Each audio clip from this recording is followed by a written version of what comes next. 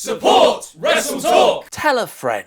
Hello and welcome to Wrestle Ramble. This is Luke Owen, I'm Ollie Davis, and today we are talking news. Like Kenny Omega and Chris Jericho going at it in New Japan, what the heckins? Loads of people getting released from WWE, and most importantly, Luke is back. Luke is back from his honeymoon as a married man. He's got a ring, not a Hall of Fame ring, but something some people consider as better. I disagree with those A people. Green Lantern ring? Yeah, Green Lantern ring would be much better than that. But no, that's not a traditional gold one though, eh? No, well, I'm not a traditional man.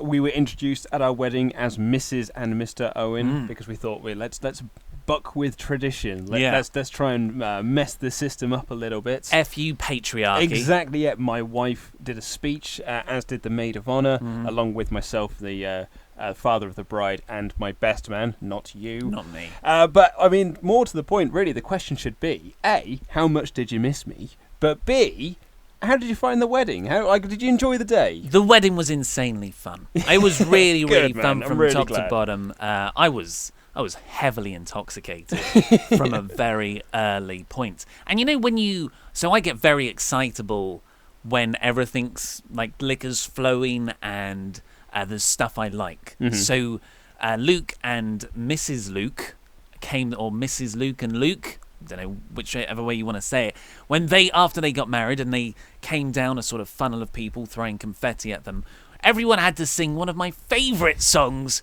which is from the Muppets movie, I've got everything that you Life's need. a Happy Song. Life's a Happy Song. One of my favourite songs they couldn't remember the title of.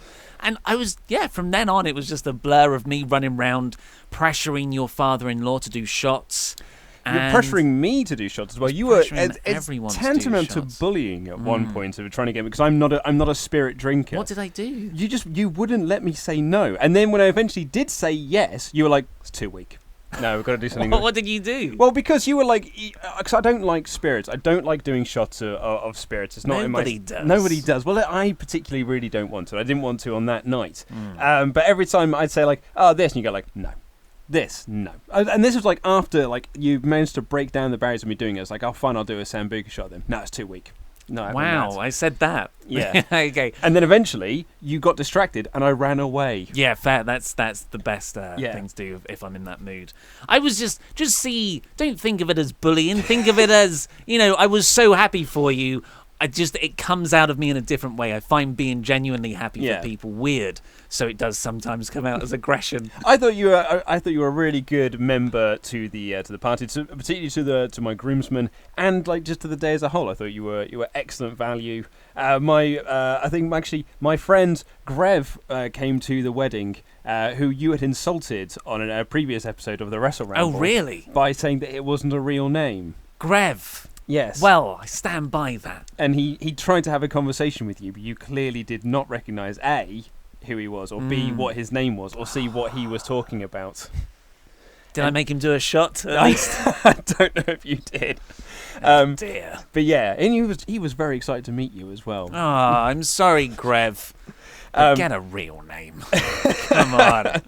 I was going to do more plugs, actually. I thought this morning, because we're very close to 400,000 subscribers, I put a plug in the news. And I thought, let's be professional, because everyone else seems to open their YouTube videos with, click the little thumbs up button in the corner, go, subscribe. Yeah, boom, boom, boom, leave a comment. Yeah. But we just have I thought, let's just record the Support Wrestle Talk, and it can go, and I don't have to do them. But maybe we need to do them good. No, I don't know. YouTubers. I think the charm of you and I as YouTubers is that we're not very good at what we do. Yeah. Like we were at the wrestling shop yesterday in London's Leicester Square, and there was an actual proper YouTuber there who was recording us. He was doing a little interview with Kit you. Clips. Exactly. He's the man. And he was doing some brilliant stuff. He had a very cool camera. He had a nice little setup. He knew exactly what he was doing. And then you and I just babbled and rambled. Stupidly asked us for an interview, and we just chatted to each other. Just spoke a lot of crap. I was trying to sort out your hair. Yeah. We were talking about outtakes from the podcast. All sorts of gubbins. I think he got in one question. Yeah. and then we just talked about what And we even- wanted but to even talk then, about for a while. His one question, the video will be up soon, I imagine, which was, who is Byron Saxton? And rather than, like, I don't know, play up to the joke a little bit, what you did was explain how a running joke works. Yeah, well, I just, I joke-splained. Is that mansplaining? Yeah, exactly. I Joke heard. explained. Did I tell you about this? So I heard a definition of mansplaining. If you're not familiar with mansplaining, it's the idea that men over-explain stuff to people, specifically lady people. Yes. And they assume that the lady person in question Yeah, doesn't actually yeah. know the topic and therefore tries to explain something to her like she doesn't know. But then I heard another definition of this that I'd never heard before from, like, a pretty smart podcast. And they said it's specifically when a man is explaining a uniquely woman experience to a woman. yeah. Oh, no, let me tell you how periods work. Yes, Right, okay, that yeah, sort yeah. of thing, Yeah, yeah. as a crude example. And I found myself in a position of explaining to a lady friend what womansplaining was. Sorry, what mansplaining was. So I mansplained the concept of mansplaining. And I realised what I was doing. I was like, this has become horribly meta. I did not intend. Mansplainception. Yeah. So what were we talking about? We were Plugs! Yeah, we were talking about plugs. Prior to that, we were talking about the wedding. I'm just glad that you had a nice time. Yeah, it was great. It was I'm a glad great you wedding. enjoyed it. Top. It was just because I'm not a fan of the wedding military industrial complex, as I've spoke about before. You have indeed. But this was just a cracking day out. You actually at one point did take me to one side to talk about hypothetically, should you get married, your best man situation. My favorite part. Oh, yeah. My favorite part of that, where it says, "It can't be you. You're too new." Yeah, but you are too new. I know. You're too new to the party. Yeah, I kept on asking. God, I was a wreck. But back to Kip Clips. Yes, and how yes. professional he is. Absolutely. Did you see him after he spoke to us? He was walking around filming stuff, and I thought, what's he doing? He's getting cutaways for the things we were talking about. And I thought, that's a pro. He's a pro. Absolute pro That's in what the we should making. do. Yeah. No, again, our charm is that we're bumbling idiots. So, over 5 minutes in, please subscribe if you haven't already. Give us a thumbs up. Leave a comment. It helps us in the YouTube algorithms. And all that just sort of stuff. Doesn't feel right, does No, it? it feels forced when you do it. Like when I see proper YouTubers do it, it just feels quite natural. Because they're sincere. I was I just sort of hate any promotional thing. It's, it's not a good thing to do reconcile. you know, like who's really good? Tom Cushnie's very good at at plugging his stuff and like they give us a subscribe and the thumbs up and that. He's very good at that sort of thing. Maybe one day when we get merch, I'll be more comfortable with that. Let's see what happens. Well, we have a magazine. Oh yeah, the magazine. That's why we were at the wrestling shop, which we haven't got. We haven't We've got a left it copy of it outside. here, Actually, yeah. it's really good. Again, how professional we are. Yeah. But there's a link down there to order it if you haven't done already. We signed a lot of magazines. You debuted a new signature. I realised my signature looks like scribbles. So yeah, it's now an O with a smiley face in .D. Easily manipulated, easily copied. Yeah, that's a good point. Yeah. What should I add? An extra star at the end, maybe? What? I honestly My don't birthday. know. Yeah. I honestly don't know, man. So, we did Fantasy Booking Warfare on Saturday. Well, it went up on Saturday. We actually did it about 2 weeks ago because Luke was away still. And it was rebooking Kurt Angle's In Ring Return. I watched it back. I agree with most of the comments. It was a subpar performance from both of us. But it was more subpar by you. Because the results are, for the first battle in November's Wrestle Ramble War thing, predictions and all that, Davis took it away 60% to 40%. How do you feel, man? Well, I mean, I'm obviously gutted. I thought that it was a fairly half good fantasy booking on my part. It was just too Braun Strowman focused. Was that? Well, yeah, but I know. But I did say at the start that whole point of my booking was to try and get a new star over, and I felt that that's what I accomplished with Braun Strowman. So of course it's going to be quite Braun Strowman heavy because that was my aim. But not off to a good start. Not off to a good start, no. And that's so we have, which means I've already lost October, and I'm already on the way to losing November. There's only one pay-per-view as well. I know, yeah. We've just got the Survivor Series with that big epic Raw versus SmackDown match that everyone is really engaged in. Maybe we should add extra points to the whole Survivor Series thing. Like, who's going to get eliminated first? We could have like a super like wild card range. Detail Anyway, in. so Luke did also lose October's Wrestle Battle, and we've decided on his punishment. The punishments I've done so far. So I've lost 2, you've lost 2. Yes. But this is the first one you're doing a punishment for. Correct. I've done 2 punishments. You are sort of owed a punishment, I guess. Yeah. But you are going to cut a promo as one of the crap gimmicks that we've signed to our crap gimmick roster. That appeared to be the most overwhelming suggestion from people for a punishment to be. So, yes, that is what we're going to do. But someone did add in that the caveat to it should be that I don't get to pick which of the gimmicks that I do. Because you've already sort of got a thing, haven't you? Well, I was thinking about it while I was on my honeymoon, because that's how dedicated I am to this brand that I was thinking about. And it was boring. It wasn't boring. It was lovely. I had a really nice time. I had a really nice time in I'm just Iceland. jealous that you weren't here. Yeah. How was it without me? It was just quiet. Yeah. Yeah. It's a bit lonely. Cold. No Super It's Nintendo cold. on in the background. Yeah. Days were short. Loneliness. All of that stuff. Um, Don't tell us your plan though, because that might No, well, influence I was just saying I had one in mind, Mm. and I sort of half told you my plan for it. It's good. But yes, but we're going to throw out to you instead, the SWAT Nation, for you to decide which of the crap gimmicks I am going to do a promo as. Oh, in a poll above, above the I head, don't know what right you were here. pointing at for a second. In a poll above our heads that has just appeared, so you can choose from the WrestleBot 1000, the Beastmaster, the Glamorous Fam, that's the one with the hand puppets, Jack the Lumberjack, and the Seaman. Seaman, famous because he was submitted to us by a member of the SWAT Nation called Seaborn Waters, and he's the opposite of Kane. Yeah. So Seaman's the opposite of Kane, in which he uses a lot of water. Right, still makes me laugh. Water drops from the ceiling instead of the flames from the turnbuckles. Jack the Lumberjack, it's pretty self-explanatory. He's a lumberjack. He's just a lumberjack. Glamorous Fam, that was a guy who was a tag team with a hand puppet. Yes. And when he tagged in the hand puppet would run wild. I think people are going to go for that because you'll have to sort of cut 2 bits. There's the Beastmaster, Yep. which has 7 different beasts that they can channel through them. Mm-hmm. So you don't know which beast you're going to be facing. Yeah, but it's like a dog, a goat, and some other things, tortoise, I don't know. And WrestleBot. Yes, which is I'm a big fan of the WrestleBot. I think he has a great character. That was a wrestler that has been reprogrammed by a mad scientist to be a super wrestler. But we've got a few more crap gimmicks right now submitted by you. Let's kick off with Jambo and Stuff from YouTube. They've pitched the Octopus. The Octopus is a wrestler that dresses as an octopus and will throw ink at his opponent and will whip them with his tentacles. He will usually fight in short matches and begin to die if he has to fight in longer matches unless he jumps in a water tank or a little plastic paddling pool for extra crapness at ringside.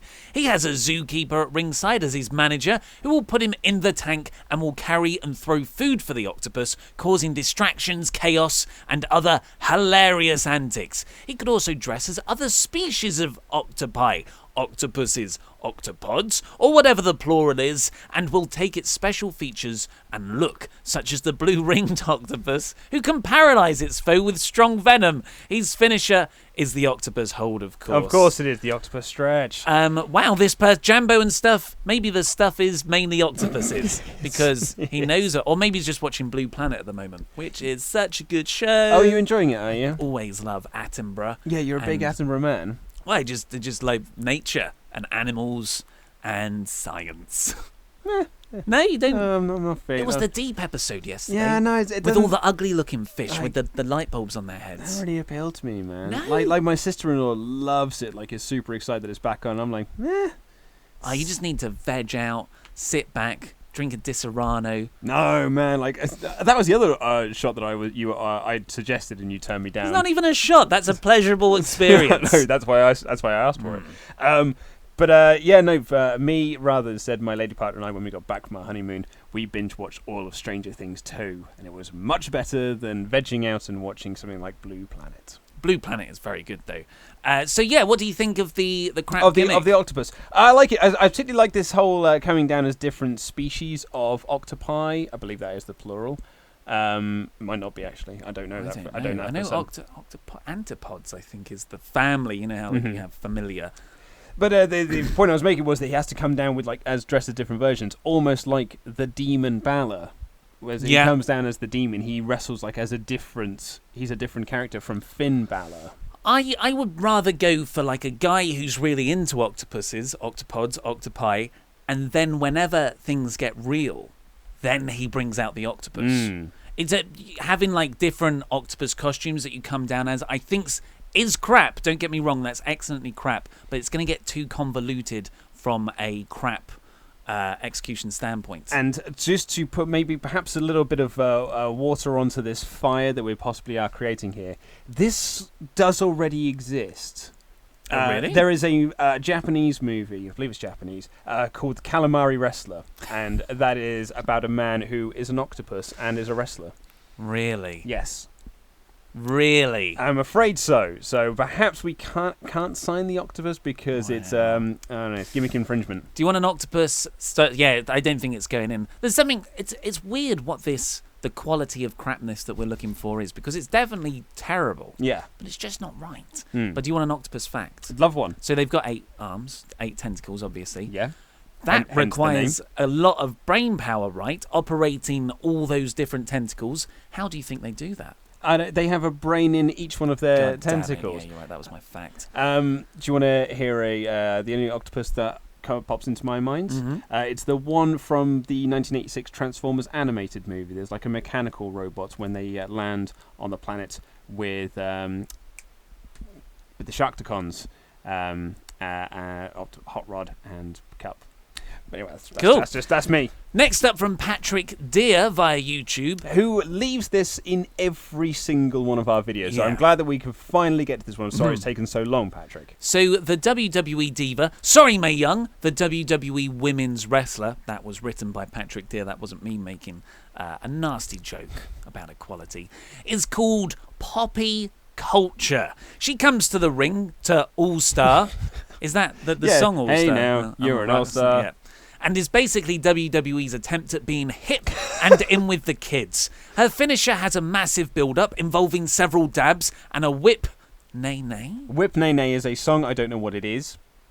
I don't know what it is a song. No, it is a song, and I believe there is a dance that goes with it, but I do not know what that dance I don't know is. what that is either. The actual finisher is a sleeper hold slam, but as she holds the other woman in a she holds the other woman in a dab position. I've got that. The commentators attempt to get her over, but the crowd just cringe. Michael Cole thinks she is great and is her biggest fan. And is more annoying than usual. Her ring gear is giant fabric fireflies, where normal women ring gear should be. Giant fabric fireflies. I'm guessing that? over her chests, I guess. Is that kind of like the old diva butterfly belt? Maybe, but I think I don't know. Maybe. So I like the name Poppy Culture. Yes, I I think love that's and really good. I like her coming down to All Star and is WWE's attempt at being hip. Yeah, that's all good. Because that's great. Because that is a surefire way of failure, and that's great. But what you have done is you've booked TJP effectively with the dabs and when he was at. Can't believe they made him a baby face. Of course they did, because that's what they thought was cool. That's what all the kids are doing. Let's just make him talk about N64. Do you remember that promo that was all about Brian? I think it was Brian Kendrick. Brian Kendrick, yeah. Taking him to buy a Nintendo in 2004 or something. I'm pretty sure the Dreamcast was out by then. It was well out by then. Yeah, Kendrick's like, why are you taking him to... The Nintendo 64 hit stores in 1998. Yeah, So yeah, that's 2 we're going to pass on, I'm afraid. Yeah, sorry. Sadly, not much news broke over the weekend that we can really get into. It's a good job that you and I were incapacitated because we were at the wrestling shop in London's Leicester Square signing magazines and just generally being YouTube's Luke Owen and Ollie Davis. Yeah, we're being glib. Of course there was. I got a text message that informed me about 11:30 a.m, so I assume the guy who sent it to me was watching it live because that's when it was on. At New Japan's Power Struggle show, there at the end of, I believe it was Kenny Omega's match with I don't know what you're looking at me for. I haven't watched it yet. I cannot remember. This is like today has been my first time of actually watching any wrestling since before Oh, it was my Trent Barretta. Trent Barretta. Yeah, Trent Barretta. And I was watching Bound for Glory. Yes. Oof. Which has not been a good show. Not a good thus show far. so far. We just watched the Monsters Ball Ball match. Yeah, which was botcherific. Oh, it was no good. Yeah, they rang the bell, and the referee's going, "No, it's not the finish." It's a 2 count. And Jeremy Borash goes, "That isn't the finish." Like he effectively says, "That's not the end." It's like a very I think it was like a very overreactive ring bell. Yeah. So Kenny Omega Bellman. beats Trent Barretta, and then he's like, there's nobody here to challenge me. Wah, wah, wah. I've got the United States IWGP Heavyweight United States belt, and then a promo package plays on the screen on their version of a Titantron, and it counts down. And watching it back now, knowing who it is, I'm like, well, I know who this is now, because there's loads of clues just in the 5, 4, 3, 2, 1. There's the shots, the sped up shots of the street traffic going through. You're like, it's obviously who it is. But I bet when you're watching it live, there's no way you could have foreseen what was going to come, because then it revealed Chris Jericho just standing there with a picture of Kenny Omega, and everyone's like, the crowd go nuts. Japanese crowd don't really react to much. Their tradition is they sit on their hands, not as a burial, but as like a respect thing. Mm-hmm. But Kevin Kelly, because I watched it with the English commentary, Kevin Kelly and Don Callis went nuts, made it feel like such a big deal. And Chris Jericho effectively says, I've actually got the full promo here. He sort of builds up Kenny Omega at the start. He says, what a dynamic performer, what a fantastic, tremendous performer, which is right out of Jericho's playbook, build up the other guy, but I'm better. But he's not the best in the world. I am. So many have claimed to be the best, from Shawn Michaels to Edge to CM Punk. So, that was you definitely know he's gone from WWE by that point when he's dropping that name in a big show. The optimist in me says, was that a little bit of a foreshadowing? No, I think that's just name dropping. Maybe Jericho's just trying to, I'll just say the most controversial thing I can. Absolutely, yeah. Totally. And if something comes of it, great. But he says, but they're all gone and I'm still here because I am the best in the world. I'm the greatest of all time. And here's one of the best lines for me. I am the alpha of this business. Of course, because you've got Kenny Omega. Because they're building this as hashtag Omega versus Alpha. And I'm going to prove it because everyone's like, oh, it's just Chris Jericho. He's probably, even up until this point, they've been having a war on Twitter for ages, like 3 weeks. And it's been back and forth in a way that Chris Jericho is doing his usual heel shtick and insulting people on Twitter. Mainly like saying Kenny Omega is low league and all this stuff. And he's just working. It's like that's not true because Chris Jericho just appeared at an indie show last month, I think, because just as not as a wrestling thing, but just an appearance to help out a friend of his. He's got huge respect for anyone who hustles outside of WWE. And of course, he loves Japan. That's where he really found fame at the start of his career.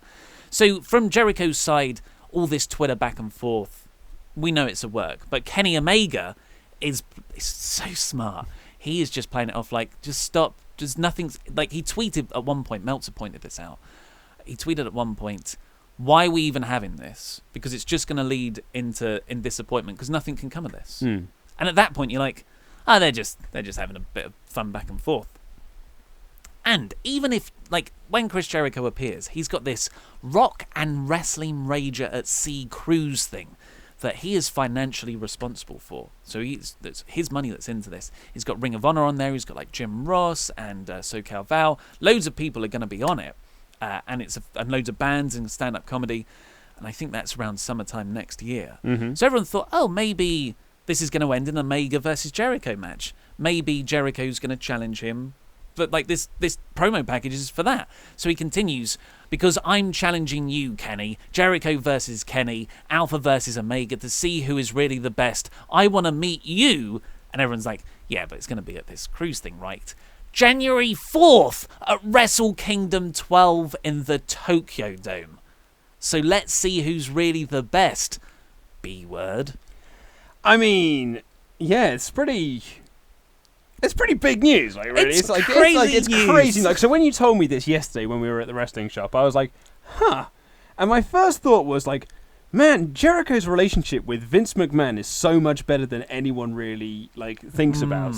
Because that was my first thought, was just like, okay, this is something that Jericho has gone to Vince with and said, like, okay, this is what I'm going to do.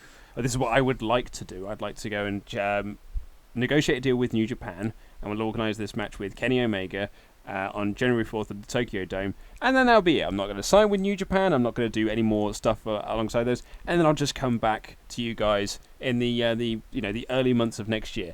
And that's the kind of relationship that Jericho's had with Vince. Jericho's always been very loyal to Vince and the WWE, which is why like he had the opportunities, many opportunities, to go across to TNA when they were hot and when they had they had opportunities to sign him when he wasn't wrestling in WWE. But he never went. He always showed, and he said in interviews, I'm loyal to Vince and to WWE.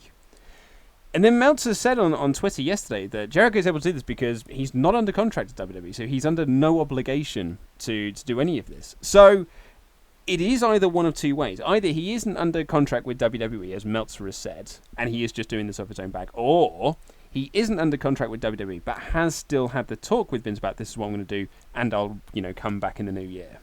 Well, by what you've just said, I'm guessing you haven't read the Pro Wrestling Sheet report on this. I clearly haven't. Because this is where it gets super, super interesting, and we're going to wildly start speculating now. Excellent. So be prepared. Yeah, wonderful. Be prepared. This is kind of what I've missed, because I haven't read any wrestling news in the last week and a half. It takes a few days to catch up with everything, right? I remember when I went to Cornwall, and I was only out for 3 days, I was like, what is going on? And I was like, so much news. It does take, even when you're out briefly. Pretty much. Like, I came back, I was chatting to you yesterday, I was like, oh, did you see Braun Strowman came back? And I said, yeah, something about a garbage truck?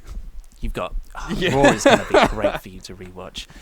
So, this was Pro Wrestling Sheet's report yesterday or this morning, I believe. And that's Ryan Satin, right? Yes, Ryan Satin, your favourite man. And he says that these talks have actually been going on since midsummer. So a long time, but that's sort of... So Jericho finished up at Payback in May. That was his... And he dropped the belt back to Owens. Remember, they did that switch because of the botched finish, actually, with AJ and Kevin Owens. Oh, no, that was separate. Yeah, that was separate. A month or two later, Jericho just appeared for that one-off SmackDown show, didn't he? To the Triple Threat, yeah. He was just in town. AJ and Owens screwed up the United States title match 2 nights before at the pay-per-view. So Jericho came in and they got it back on AJ that way. I think he was in town to shoot Southpaw Regional Wrestling Series 2, which he's since said he's not a fan of. Did you see that? Yeah, he said he thinks too many people brought new stuff that didn't work. Like it was sort of, just do what you want, when the first one was just a core group of people. Yeah. A very hipster thing to do, isn't it? It was cool because no one really liked it, but now everyone likes it, so it's not really cool anymore. So that was around July time. So he's got a pretty good relationship with WWE, right? And then midsummer, you think July, August, that's where these talks started. So what changed?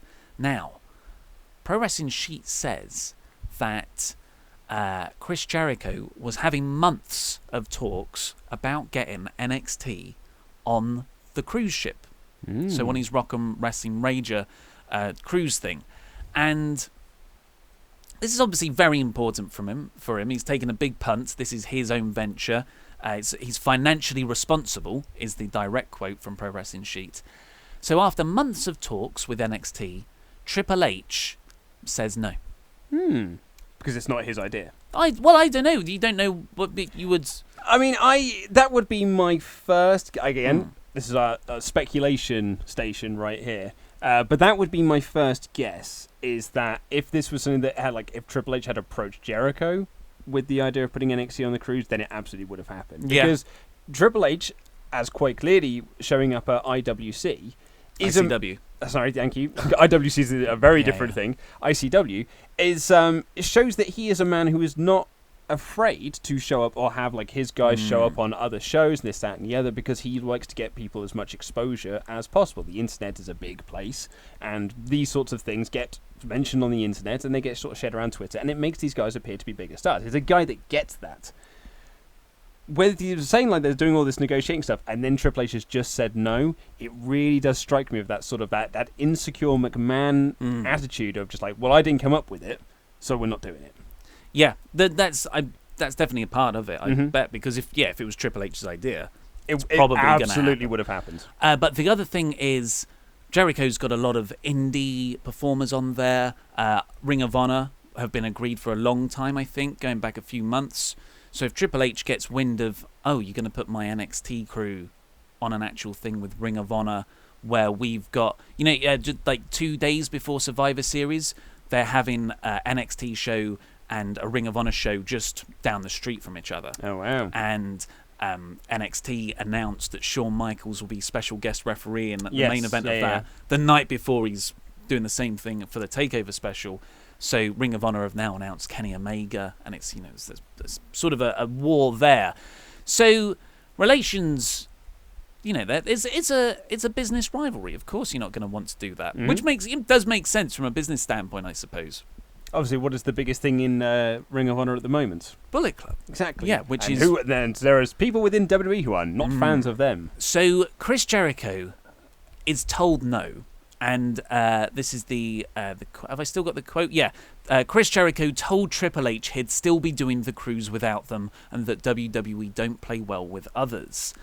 So maybe after these months of talks, Jericho gets his hopes up. NXT's going to be on the boat, which he's really invested in. This is his next big project. He's a guy that likes projects, right? The band, the wrestling, Dancing with the Stars. His acting career. The acting career. Which, in MacGyver's awesome. And the game shows. That was awful. That's really bad. I've only seen that one scene and it's hilarious. When he's going around recruiting all the wrestlers? No, when MacGyver and Jericho meet up for the first time. And he's like, they're just talking about MacGyver's penis size. It's only a minute long, but apparently it was all impro'd on Jericho's part. Anyway, so, I think Jericho has had these... the same thing. That one with, it's like the spoof of MacGyver. Yes, sorry, so it's... MacGruber? MacGruber, that's the right, one. okay, so we are thinking the same thing, yeah. I've already seen that scene where he goes around recruiting all the wrestlers, and it is hilariously unfunny. So, Chris Jericho seems to be professionally and business-wise hurt that, because Jericho stayed with WWE for a year longer through the Kevin Owens run and really saved Raw for 3-4 months there on a handshake deal. But with Vince McMahon, like, I'll extend it another month. And he's come back and does them so many favors, the SmackDown appearance being one of them. Maybe that was in some way to like get the NXT tip to his favor.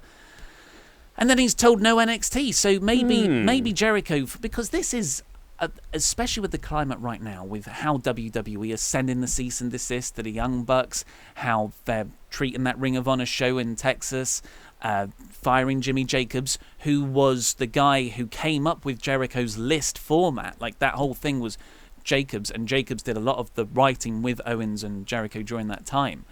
Chris Jericho's credited him for that in interviews. With all that, maybe Jericho's just like, you know what? I'm done. I'm done. I'm not under contract with you guys. That I'm a cool guy. I don't need the money. I have a chance. I don't really need you. Yeah, what's the hottest thing in wrestling right now? It's the Bullet Club.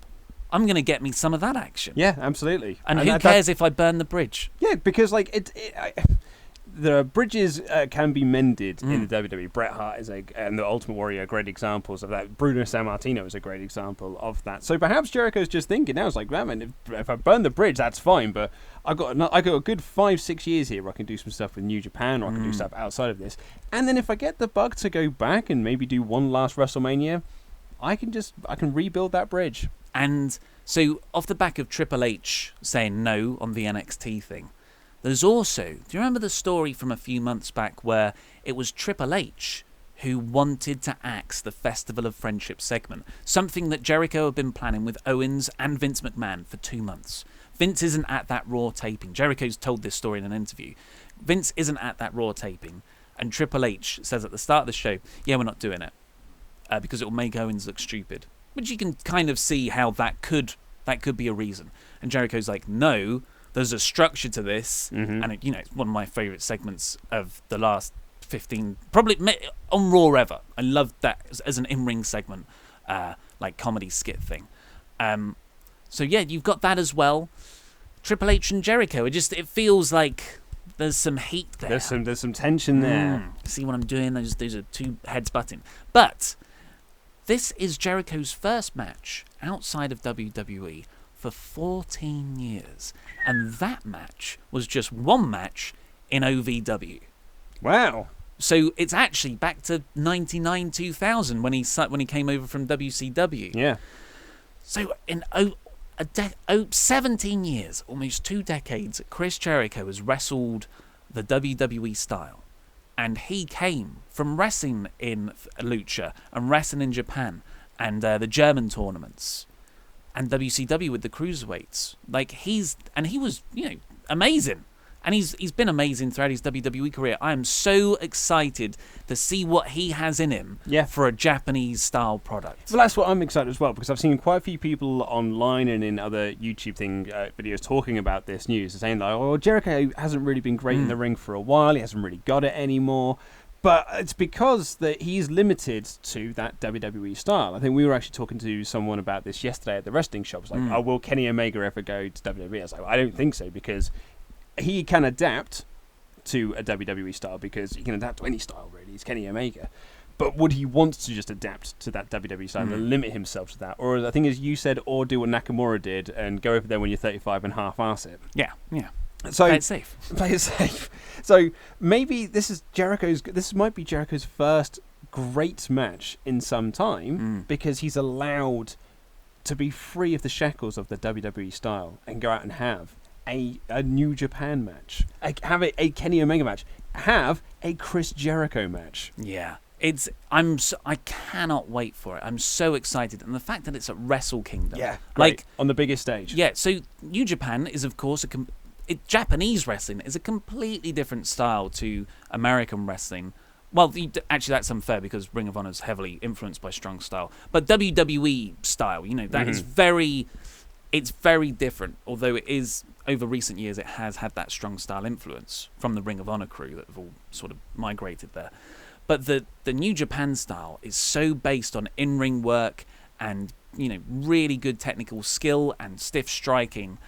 And it's not just New Japan, it's Wrestle Kingdom, where everyone brings their A game. And Kenny Omega had the best match of all time until a couple of months later when he did it again there last year. He's not going to want to go there. This year. He's not going to want to go there and have Chris Jericho and Kevin Owens at WrestleMania. No, exactly. Which was fine, but it's not. Kenny Omega wants to steal the year. I was going to say, he doesn't want to have a 2.5-star match. No. What he wants to have is a 5-star classic, or perhaps even another 6-star match. And that's the other thing Dave Meltzer always said about Kenny going over to WWE, is that Omega's drive in this business is to always have the best match, and to have the match of the year. And he can't do that in WWE because you're limited. The one sad thing about this, or actually I should say one more thing about Jericho, is that it's going to be hard to take Jericho 100% as a serious wrestler again in WWE, because he's just been so good at comedy in the last year. And, he played that idiot character, that stupid character, so well that it will require a lot of rebuilding and rebooking to make him seem like an intimidating threat. That video at New Japan, that made him feel like a serious, competitive athlete. Made him feel like a legend. Yeah, totally. So that's cool. But yes, the one sad thing about this is, I think most people, before the Jericho thing happened from out of nowhere, and what a surprise, can't take away from that, is that we won't get the Omega versus Ibushi match at Wrestle Kingdom this year, which has always been Omega and Ibushi, of course, very good friends going back for years and years and years. Their big goal has always been to have a cracking match at Wrestle Kingdom together, and they're both insanely good. And it's how many more Wrestle Kingdoms does Omega have in him because of the WWE move looming over the shoulder. Like, would he do it if the Ibushi match? But is that Or, next year? Here's the other thing as well. I don't know if I'm not starting over then. Here's the other. T-shirt fell. Here's the other side of that. Is that we asked like how many Wrestle Kingdoms has Omega got in him with that WWE thing looming at him? I'm going to look to Abyss in TNA, who always had that WWE offer looming over him, and there were talks and there were discussions, and he was going to sign. It was the day before he was going to like debut and sign and this, that, and the other.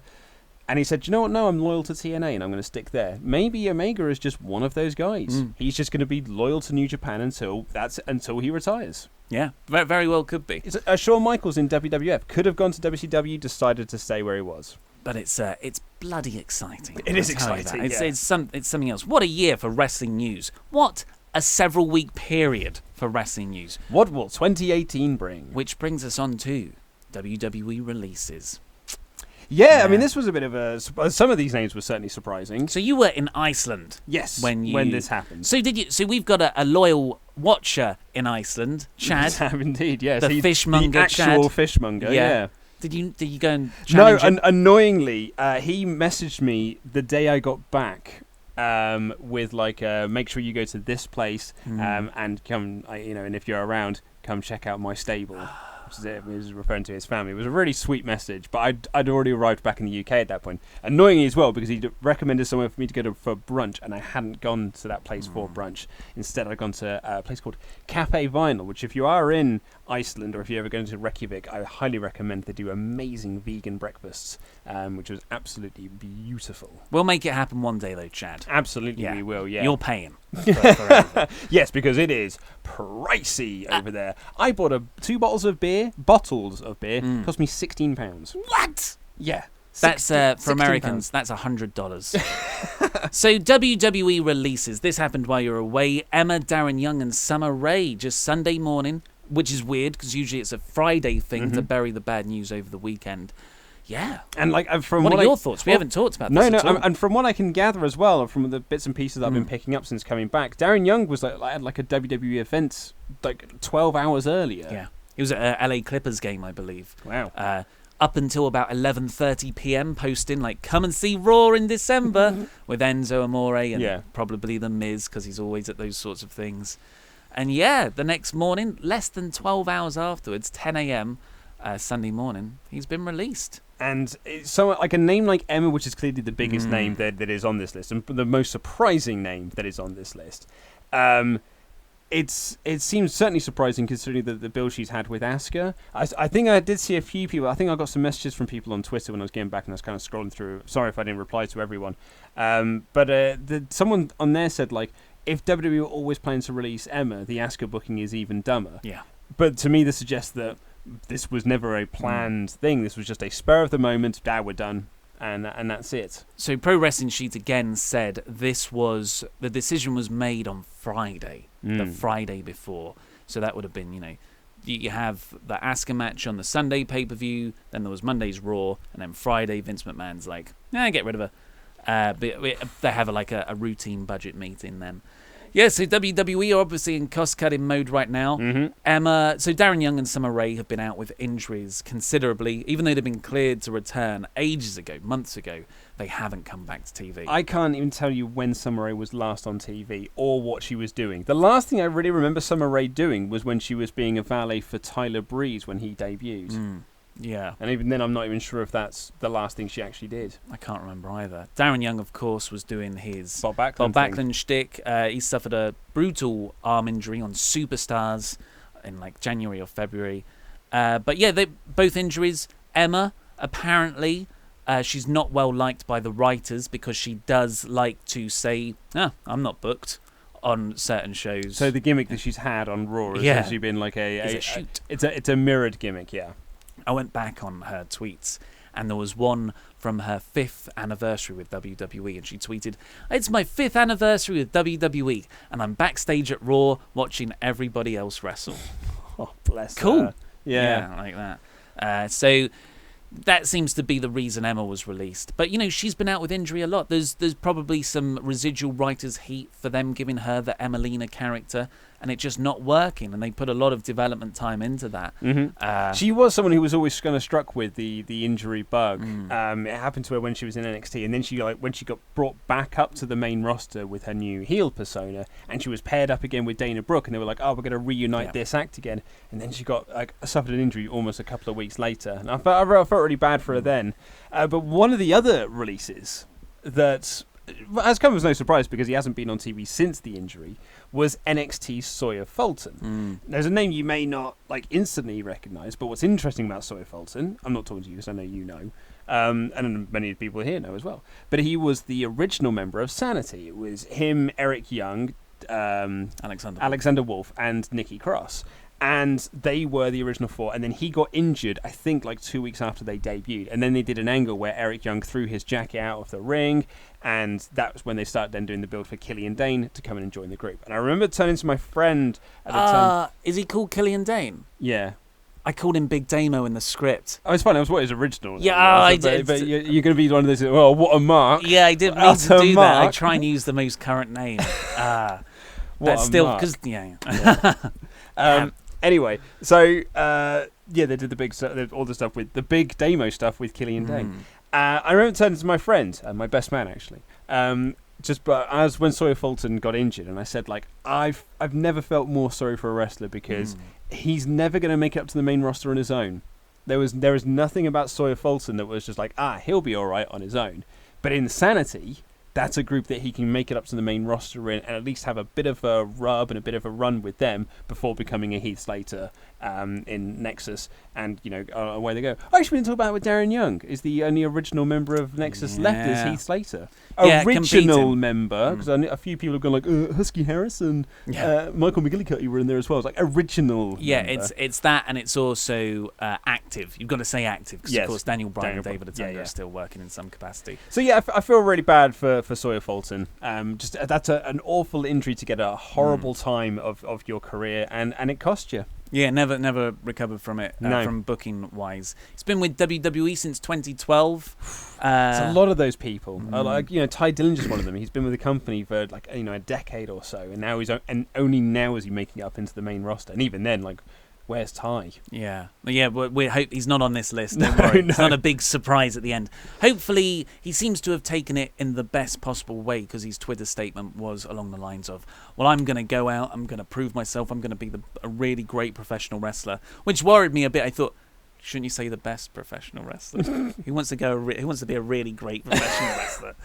But then, and then I'll make it back someday. So the Drew Galloway. Drew Galloway, your approach. That's a really great attitude to take. Two more very quick releases. Liu Gao, Chinese recruit, who I didn't really know of until today when I've read about his release, and he seems like such a nice guy. There's a really good video of him on WWE's YouTube channel. Not recently, you have to search for it. He wouldn't promote the releases, but of him. We've released this guy. Look how great he was. Yeah. Of him just doing an impression of Stone Cold, and all the NXT locker room are out there around the ring, and they're playing the Stone Cold's music, and everyone seems to love him. And he seems like such a nice guy. He once, when he moved to Florida to be at the Performance Center, he got lost, and he live tweeted him getting lost. Go back and read that because there's Noam Dar chimes in and all these other people chime in talking. It's very funny.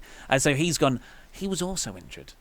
Just got back from a serious neck injury in August. So it's not very nice looking, is it? All these people with histories of illnesses are gone. But WWE are a business, and if you can't perform, then it's Davey Boy in WCW. You're injured, you can't perform, then we'll just terminate you from your contract, even though the injury was the company's fault. Yeah, really. I guess it's cynical to say, but I guess a silver lining of this is that WWE don't release them when they can't work. Yes. Because that's bad PR, I guess, and not good from a legal situation. So at least they're not out unpaid and injured. Yeah. At least they can hit the ground, the indie scene running.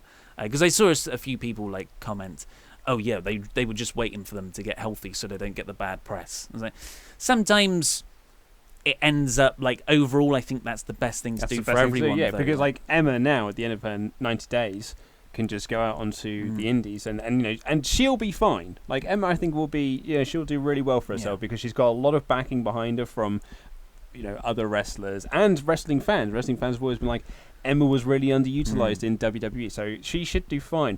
Last thing on the Emma topic, again, need you to kind of fill me in on things. It's the whole deal with Lio Rush.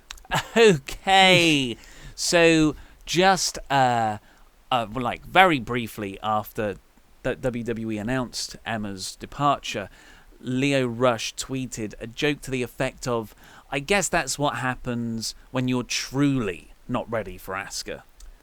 Okay. And solid gag. Yeah. Solid gag, bad timing, and just not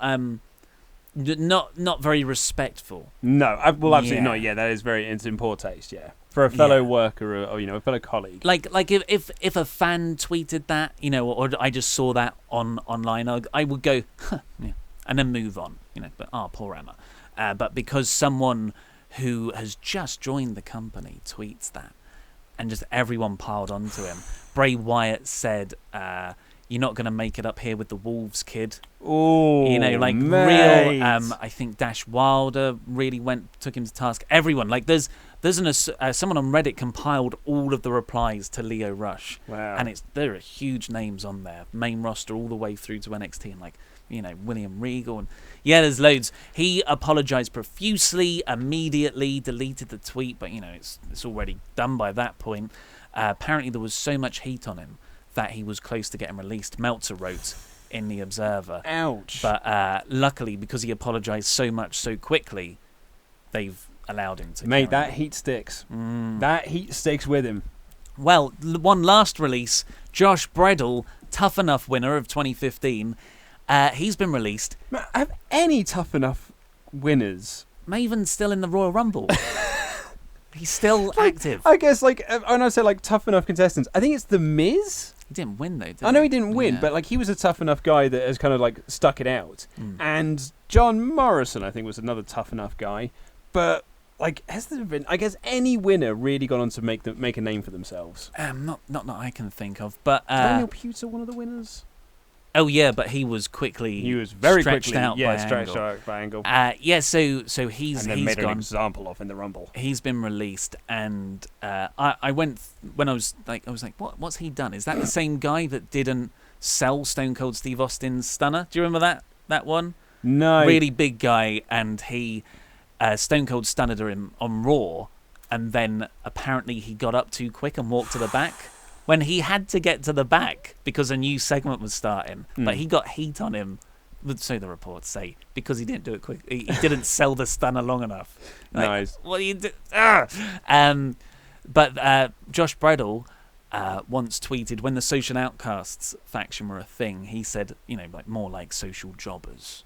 And everyone piled on it, and for that, I pulled a Cody Rhodes tweet for the news that says, "You're dressing in the hallway now, Dick." Oh man. So that heat sticks. There you Whatever go. happened to the big lad? I think it was from the last series they did of Tough Enough, who was like an alligator wrestler or an alligator farmer or something like that. He was a really young lad, because I remember seeing him on the NXT show Breaking Ground, and he had to have his parents with him because he was too young to be there on his own or something like that. Oh, wow. I think the SWAF Nation will have to help us out with that in the comments. If you're still here, hey, that's a way to show us that you listen to the whole show by doing our research for us. Thank you. But that's all we've got time for today. So please subscribe to this channel because we're so close to 400,000 subscribers, and click the videos that have just appeared over Luke's face to catch up with the latest Wrestle Talk news or Wrestle Ramble episodes. Order the Wrestle Talk magazine on the Wrestle Talk shop and support us on Patreon. This has been Luke Owen. I've been Ollie Davis. That was Rambling. It's good to be back.